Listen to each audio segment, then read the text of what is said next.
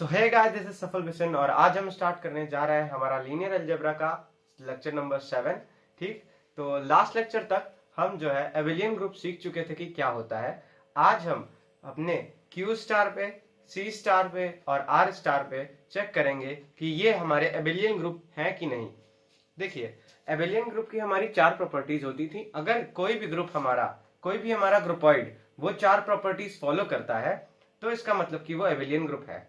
पहली प्रॉपर्टी होती है कि वो एसोसिएटिव हो, दूसरी प्रॉपर्टी होती है कि वो आइडेंटिटी हो, ठीक है ना, मतलब उसमें एग्जिस्टेंस ऑफ आइडेंटिटी हो, उस ग्रुप की आइडेंटिटी एलिमेंट हो उस ग्रुप में। ठीक, तीसरी प्रॉपर्टी आती है कि उस ग्रुप में इनवर्स एग्जिस्ट करता हो हर एलिमेंट का। ठीक, और चौथी प्रॉपर्टी आती है कि वो कम्यूटेटिव ग्रुप हमारा जो है प्रॉपर्टी को फॉलो करे। ठीक, तो आइए चलिए हम चेक कर लेते हैं यहाँ पे। तो सबसे पहले हम स्टार्ट करेंगे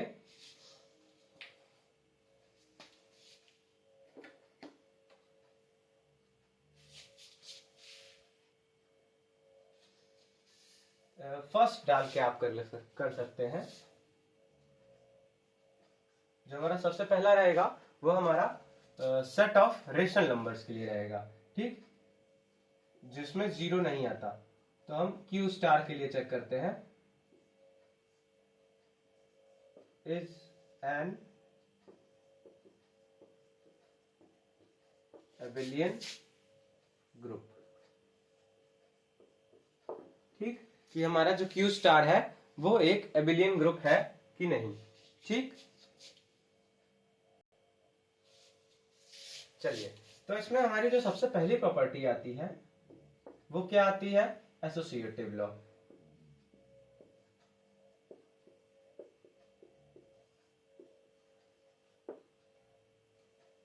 देखिए, हम सब जानते हैं एसोसिएटिव लॉ क्या होता है कि if A B C belongs to Q star.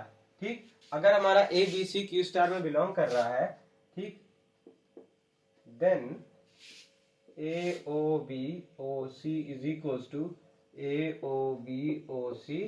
हम किसी भी दो पे हम पहला ऑपरेशन अपना अप्लाई कर सकते हैं। ठीक, हमारा जो रिजल्ट आना चाहिए वो सेम आना चाहिए। तो हम जानते हैं कि हमारा जो क्यू स्टार होता है उस पे हम ये चीज कर सकते हैं। क्यू पे कौन से नंबर्स आते हैं हमारे? 1 2 3 4 5 6 7 8 और जितने भी रेशनल नंबर होते हैं। तो रेशनल नंबर में के मल्टीप्लीकेशन की बात हो रही है यहाँ पे, है ना। तो मल्टीप्लीकेशन में हम कोई भी दो को लेके अगर पहले मल्टीप्लाई कर देंगे फिर तीसरे के साथ मल्टीप्लाई करेंगे तो रिजल्ट हमारा हर केस में सेम ही आएगा। ठीक, तो यहाँ पे हम साफ साफ लिख देते हैं, ये हमारा पहले से ही बट नेचुरल है। ठीक, ये एसोसिएटिव लॉ फॉलो करेगा। सो क्यू स्टार डॉट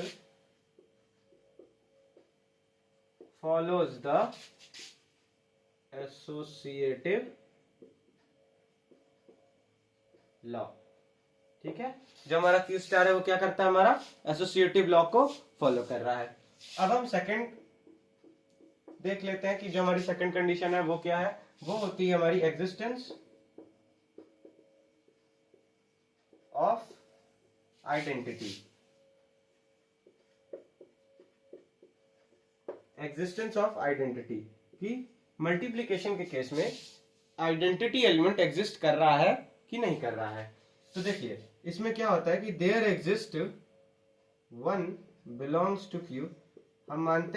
हम जानते हैं कि हमारे जो है वन क्यू में बिलोंग कर रहा है, such that for all P by Q belongs to Q star. Q star में कैसे एलिमेंट होते हैं? पी बाई क्यू फॉर्म के, वेयर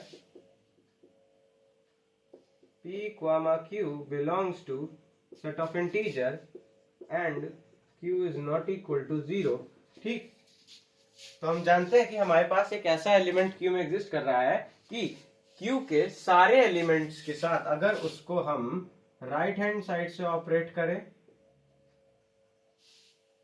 चाहे लेफ्ट हैंड साइड से ऑपरेट करें, चाहे हम उसको राइट हैंड साइड से ऑपरेट करें, वो हमारा वही नंबर दिलवाएगा वापस से। ठीक, तो हेंस यहां पे लिख देंगे हम hence one is an identity element of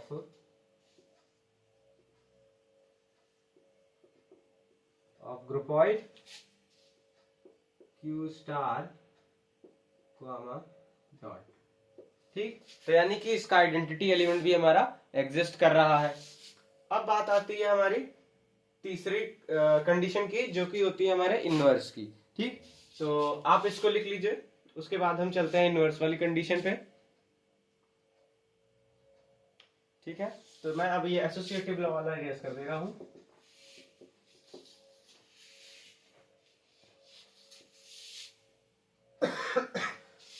third हमारा आता है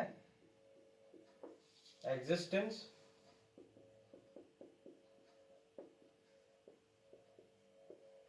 ऑफ इनवर्स। ठीक, एग्जिस्टेंस ऑफ इनवर्स की जब हम बात करते हैं, ठीक है, तो देखिए यहां पे क्या होता है कि एज पी बाई क्यू, यानी कि हमारे क्यू स्टार में किस टाइप के एलिमेंट है, पी बाई क्यू के। ठीक, पी बाई क्यू की तरह के हैं, where P comma Q belongs to integer and Q is not equal to 0। ठीक, अब देखिए हम मानते हैं कि पी बाई क्यू हमारा कहां बिलोंग कर रहा है, क्यू में। Since P comma Q belongs to Z, then Q by P also belongs to set of rational number। Set of rational number में भी हमारा क्या Q by P भी हमारा सेट ऑफ रेशनल नंबर में बिलोंग करने लगेगा। कौन से सेट ऑफ रेशनल नंबर में बिलोंग करेगा, जिसमें हमारा 0 इंक्लूड नहीं है। इस वाले को हम मिटा दे रहा हूँ एग्जिस्टेंस ऑफ आइडेंटिटी को। ठीक,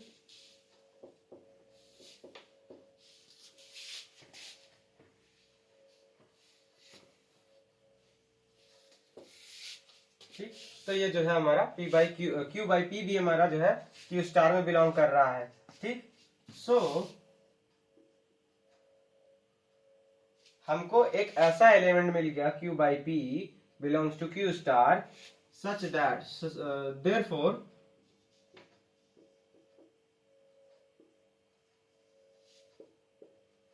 वी गेट, हमको क्या मिल गया, Q by P, Q by P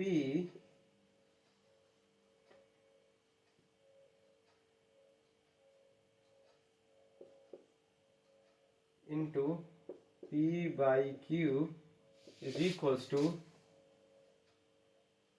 P by Q into Q by P is equals to 1। यानी कि हमको, हम जो है राइट लेफ्ट हैंड साइड से इस एलिमेंट को ऑपरेट करें, चाहे हम राइट हैंड साइड से ऑपरेट करें, हमको हमेशा क्या मिल रहा है, आइडेंटिटी एलिमेंट मिल रहा है। इसका मतलब कि hence Q by P is the inverse of P by Q, ठीक है ना, बिलोंग्स टू रेशनल नंबर। और यहाँ पे ये भी लिख देंगे कि हेंस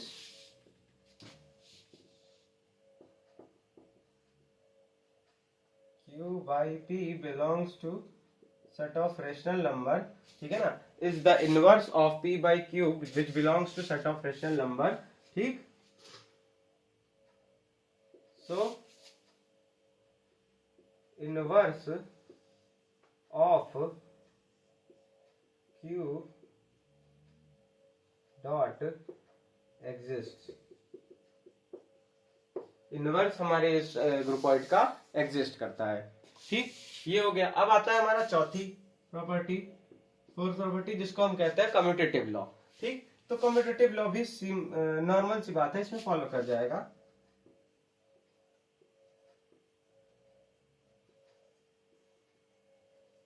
कम्यूटेटिव लॉ हमारा क्या कहता है, कम्यूटेटिव लॉ हमारा कहता है कि if A comma B if ए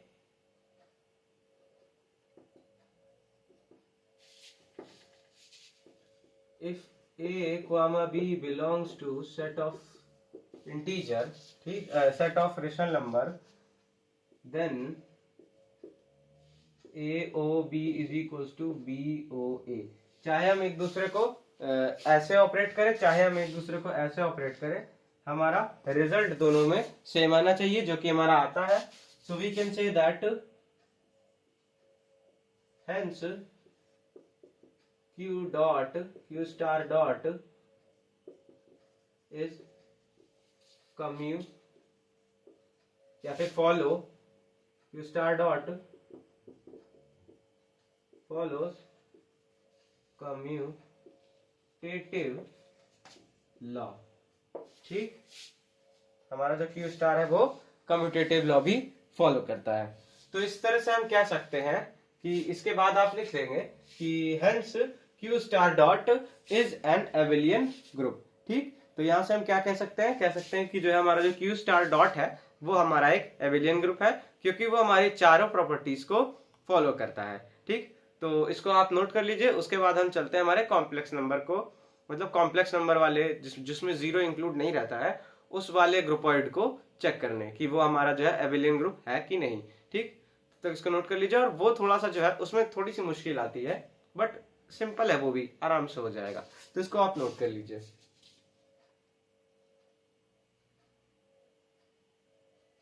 चले आगे, हो गया। ठीक, तो चलिए मैं ये मिटा दे रहा हूं।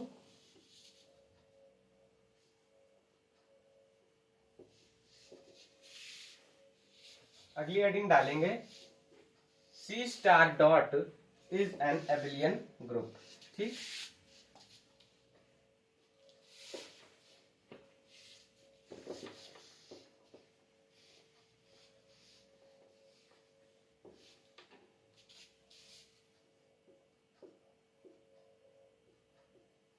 C star dot is an Abelian group. चलिए सबसे पहले associative,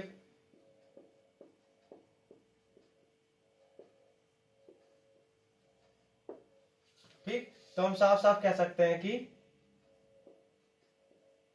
C star dot follows the associative law।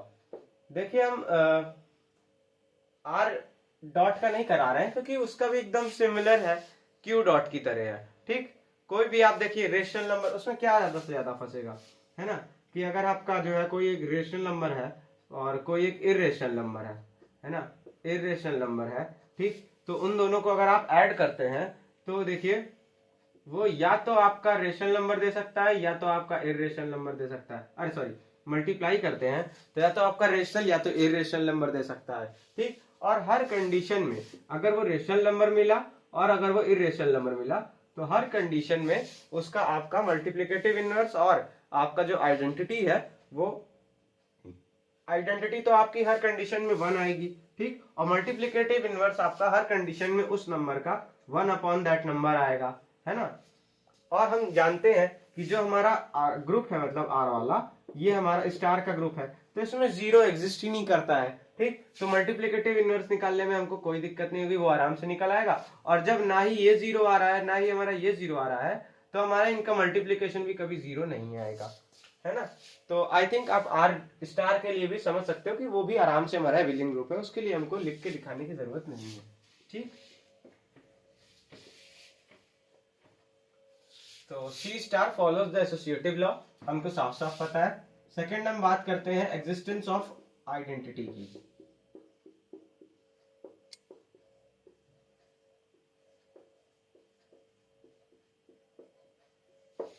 देखिए आइडेंटिटी की एग्जिस्टेंस की जब हम बात करते हैं तो यहाँ पे क्या आता है कि हमारी जो आइडेंटिटी है, देखिए इस केस में भी हमारी आइडेंटिटी 1 हमको निकल के आ जाती है। कैसे? There exist 1 belongs to complex number. ठीक, हमारे set of complex C star में, मतलब कि ठीक, सी स्टार में हमारा क्या आ जाता है, 1 आता है। Such that for all complex number में हमारे किस तरह के एलिमेंट होते हैं, जेड तरह के एलिमेंट होते हैं, which is equals to A plus I B. ठीक, for all Z which is equals to A plus I B belongs to C star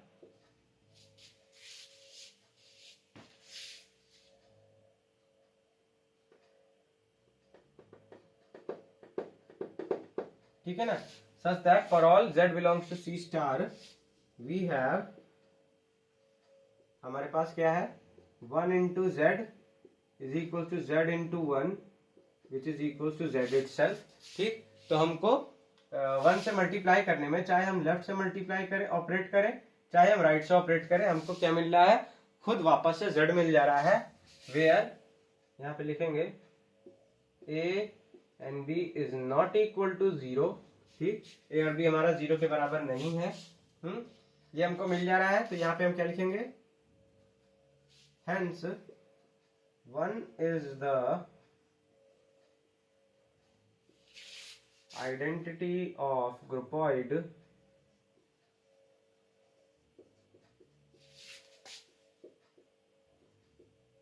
C star dot। ठीक, इसकी आइडेंटिटी हमारी क्या आ जाएगी, 1 आ जाएगी। ठीक है,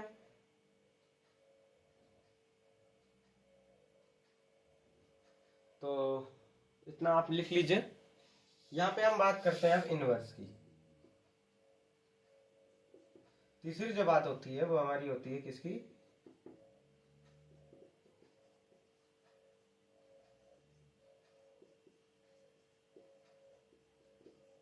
एग्जिस्टेंस ऑफ इनवर्स की।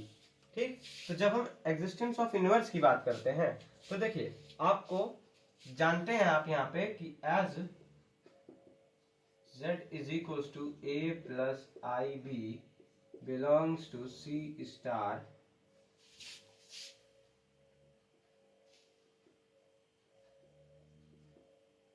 belongs to c star। हम जानते हैं कि जो हमारा z है, सेट ऑफ कॉम्प्लेक्स नंबर है, वो हमारा c स्टार से बिलोंग कर रहा है। और एंड या where a comma b is not equal to 0, जहां पे हमारा a और b 0 के बराबर नहीं है। ठीक, तो देखिए, then there exist z1 belongs to c star such that z1 is equal to 1 upon a plus I B. ठीक, जहां पे हमारा z1 कितना हो जाएगा, a प्लस आई बी के बराबर हो जाएगा। अब देखिए, यहीं पे हम क्या लिखते हैं, जो हमारा z1 होता है उसको हम क्या लिख सकते हैं, then z1 is equals to 1 upon a plus I times of b which is equals to, अगर हम इसके कंजुगेट से ऊपर नीचे मल्टीप्लाई कर दें तो ये हमारा आ जाएगा a minus I B upon में a plus I B into A minus I B, है ना। हमने क्या किया, बस इसके कंजुगेट से ऊपर नीचे मल्टीप्लाई कर दिया।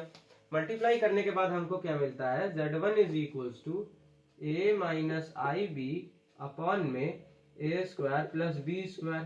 ठीक, ये हमारा क्या आ जाएगा, A square plus B square, जिसको हम क्या लिख सकते हैं, which is equals to z का, जो हमारा z है, ये z है, इसका conjugate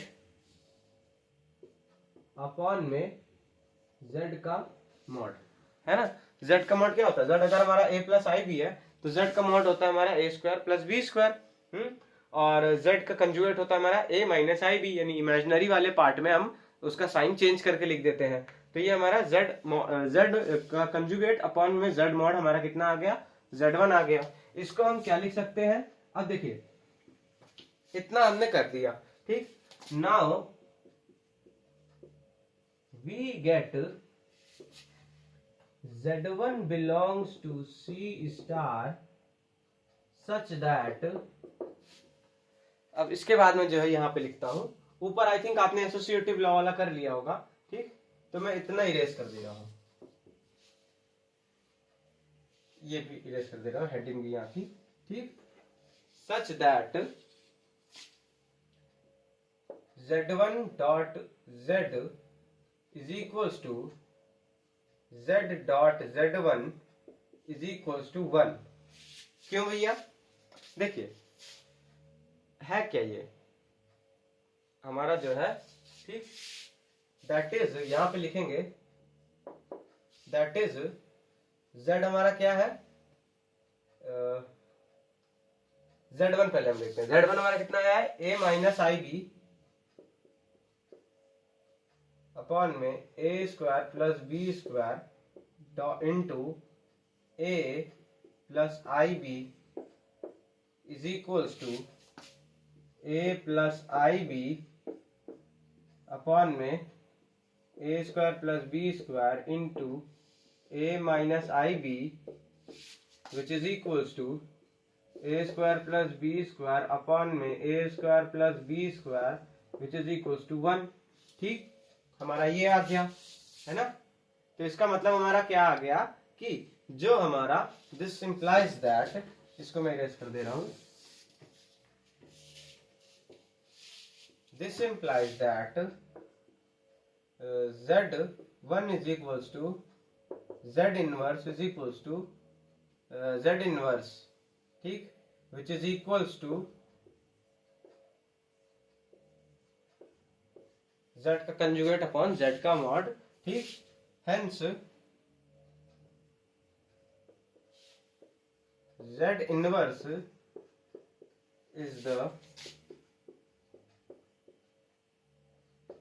inverse of z which belongs to, ये भी लिखेंगे हम यहाँ पे, ठीक, hence z inverse belongs to c star which is the inverse of z which belongs to c star, ठीक।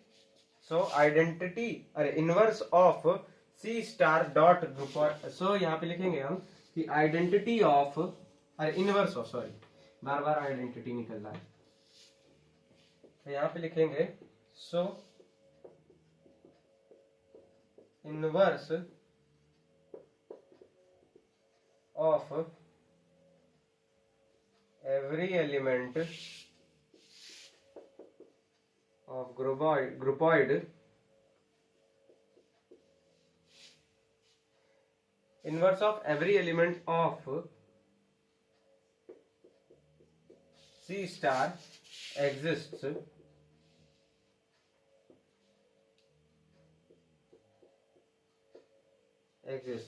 ठीक, या फिर आप सीधे सीधे ये भी लिख सकते हैं कि inverse of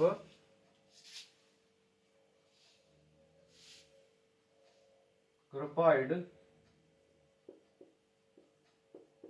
C star dot exist, ठीक, जिसमें आपका जो है सी स्टार डॉट एग्जिस्ट करता है, ठीक।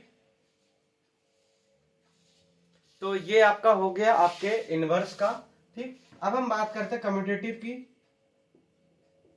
तो हम यहाँ पे साफ साफ लिखेंगे सीधा सीधा कि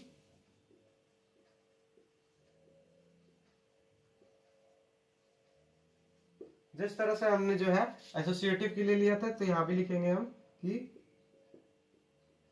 C star dot follows the commutative law,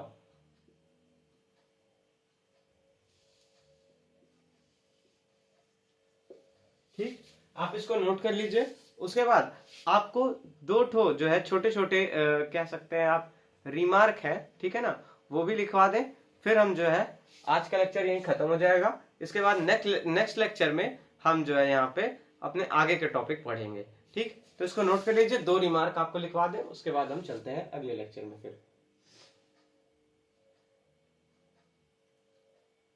तो आई होप आपने इसको नोट कर लिया होगा, पॉज करके इसको आराम से नोट कर लीजिए, ठीक। तो चलिए।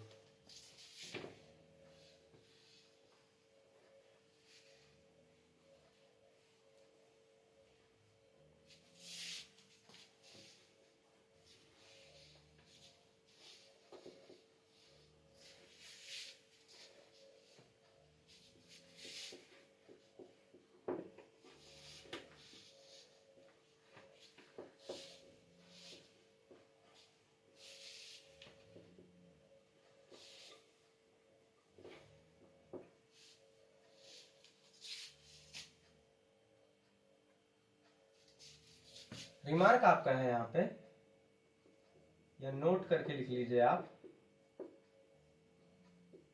पहला नोट जो आता है आपका वो ये आता है कि देखिए, ऑर्डर ऑफ ए ग्रुप, कह सकते हैं ग्रुप, है ना, या देखिए अगर आपका जीओ कोई एक ग्रुप है, ठीक, तो यहाँ पे लिखेंगे geo is a group, then the number of element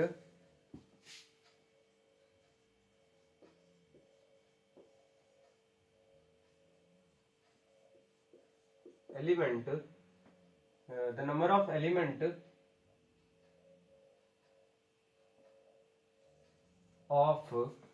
element of the set G, ठीक है ना, इस तरह से लिखेंगे, the number of element contained in the set G is called the order of the group, order of the group,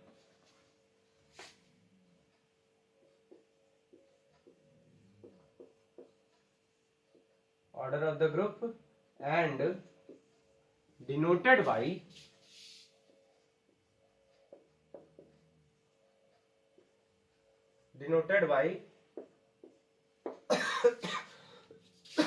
G mod, ठीक, इससे उसको डिनोट किया जाता है, ठीक। अब कुछ ग्रुप होते हैं जो कि फाइनाइट नंबर ऑफ एलिमेंट्स होते हैं, ठीक।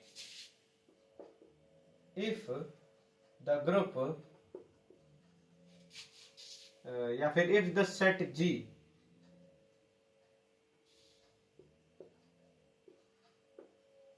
has finite number of elements, then it is said as finite group, और फाइनाइट ग्रुप का ही हमारा जो है ऑर्डर एग्जिस्ट करेगा, ठीक। And if G has infinite number of elements, then Geo is called as infinite group, ठीक। जियो को हम क्या कहते हैं तब? इनफाइनाइट ग्रुप कहते हैं। शायद राइटिंग थोड़ी ज्यादा छोटी हो गई है, ठीक, एक मिनट रुक जाइए। हाँ, शायद अब आपको जो है ये क्लियर दिख रही होगी, ठीक। तो कभी कभी लिखते टाइम नहीं अंदाजा मिल पाता है कि छोटा ज्यादा लिख दे रहा हूँ, ठीक है ना। तो चलिए, तब इसको हम क्या कहते हैं? इनफाइनाइट ग्रुप कहते हैं, ठीक। तो ये हमारी पहली नोट हो गई, ठीक है। अब दूसरी नोट में हम क्या लिखते हैं यहाँ पे कि आइडेंटिटी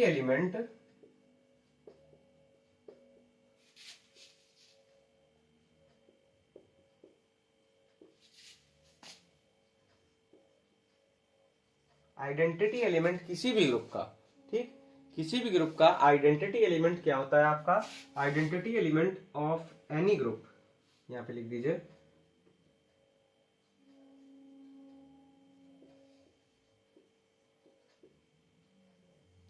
इज यूनिक, यूनिक होता है, ठीक। और यहीं पे लिखेंगे and inverse of each element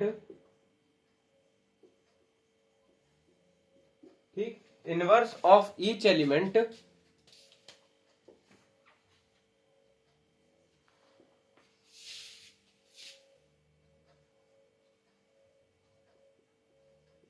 is also unique. किसी भी दो एलिमेंट का सेम इनवर्स नहीं हो सकता है, ठीक। हर एलिमेंट का हमारा एक यूनिक जो है इनवर्स मिलेगा हमको, ठीक। तो ये दोनों नोट आप इसको नोट कर लीजिए, ठीक है। पॉज करके आराम से इसको नोट कर लीजिए, ठीक। सो यहाँ पे हमारा ये लेक्चर खत्म होता है। नेक्स्ट लेक्चर में मिलते हैं अगले टॉपिक के साथ, ठीक। तब तक के लिए पढ़ाई करते रहिए। All the very best.